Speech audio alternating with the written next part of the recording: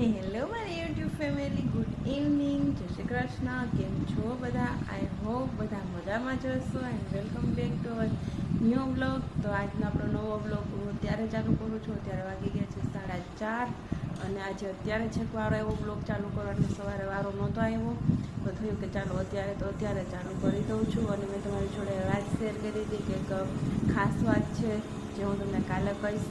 તો હું જરૂરથી આજે તમને કહેવાની છું, કેમ કે અમારી ઘરે આવી ગયું છે સોલાર સિસ્ટમ, જે અત્યારે ખૂબ જ ઉપયોગી છે. કેમ કે ઉનાળો એકદમ જોરોશોરોથી ચાલી રહ્યો છે, તો આપણે છે ને અત્યારે બિલ વધારે આવતા હોય છે, એમાં પણ અત્યારે એસીની ખાસ જરૂર પડે તો આપણે 5,000 અપ બિલ આવી જાય છે. તો આપણે ગુજરાત સરકારે ખૂબ સરસની એવી આપણા માટે એક સોલાર સિસ્ટમ, અને એ પણ આપણે 78,000 સબસિડી આપે છે. તો આપણે 78,000 ફાયદો થાય છે. તો એ બધાએ લઈ લેવી જોઈએ, કેમ કે અત્યારે જે લોકો છે ને એ પાછો નહીં મળે. તો અમે લોકોએ એ વસાવ્યું છે, તો અમારે આજે મંજૂર થઈને આવી ગયું છે, તો એ કામ ઉપર ચાલુ છે.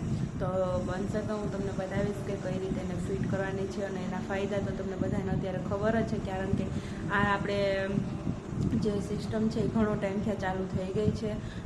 ઘણાને ઓછી સબસિડી મળી છે, ઘણાને અત્યારે જે આપણે ટાઈમ છે તો અત્યારે વધારે મળે છે. તો ઘણા લોકોએ આમાં અત્યારે એનો ફાયદો ઉઠાવી લીધો છે, તો અમે પણ એનો ફાયદો ઉઠાવી લીધો છે. તો અમારે અત્યારે એનું બસ જો કામ ચાલુ છે, અને મમ્મીને બા અત્યારે વયા ગયા છે સપ્તાહ સાંભળવા માટે, કેમ કે ડેઈલી હમણાં બપોર પછીની છે, સવારની નથી. એટલે 4 થી 7નો આજે ટાઈમ છે, એટલે ઘણું બધું લેટ થઈ ગયું હતું.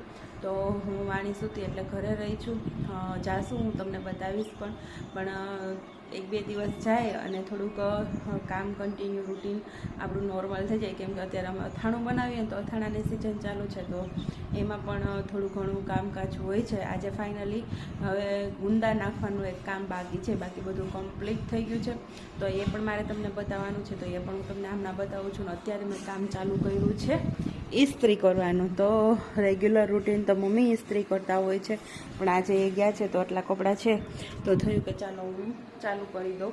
તો હું ઘરે છું તો એ કામ પતાવી દઉં છું.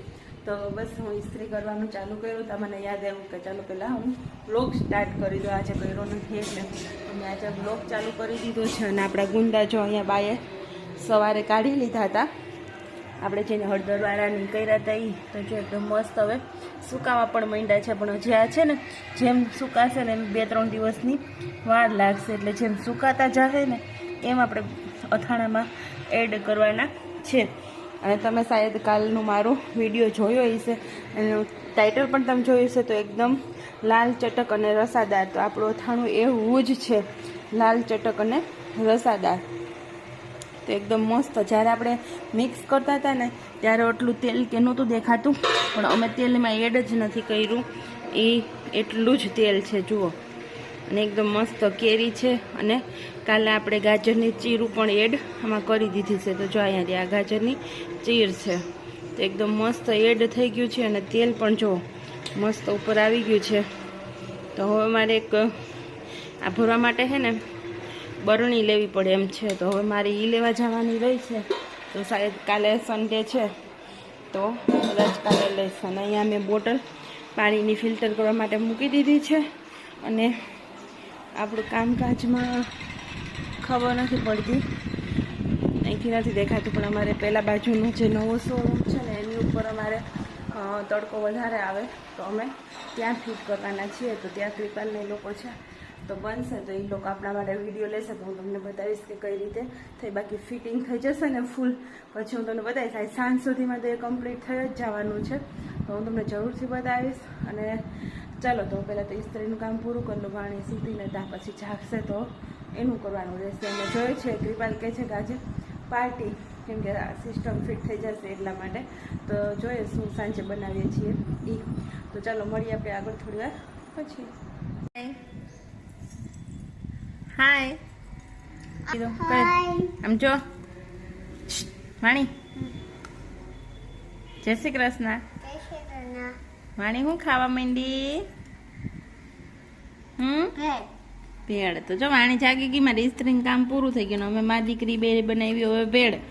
તો આપણે ટમેટો સોસ તો હોય જ, તો એનાથી મેં ભેળ બનાવી. વાણીને બહુ ભાવે. કાવાણી ભાવે ને?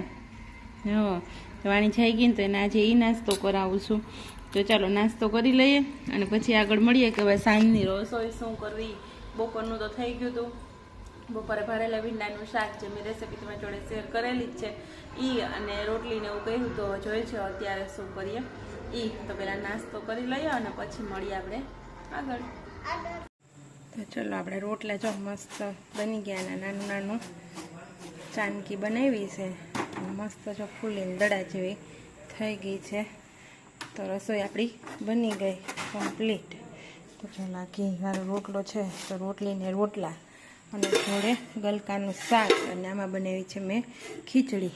તો પછી અત્યારનો પ્લાન એવો કરી નાખ્યો, કૃપાલને ઈચ્છા હતી ગલકાની શાક ને ખીચડી ખાવાની તો એ બનાવ્યું છે. પછી ભજીયાનો પ્લાન કેન્સલ કરી નાખ્યો કેમ કે મમ્મીની લોકો અત્યારે લેટ આવે અને કાલે અમારે કદાચ બહાર જવાનું થાય તો પછી ગરમીનું છે ને જાજો ટાઈમ 2 ટાઈમ ન ફાવે એટલા માટે તો કેન્સલ કરી રસોઈ બનાવી નાખી. વાણીબેન આપણે વહી ગયા નીચે દાદા પાસે રમવા અને હવે મારે કરવાના છે દીવાબત્તી.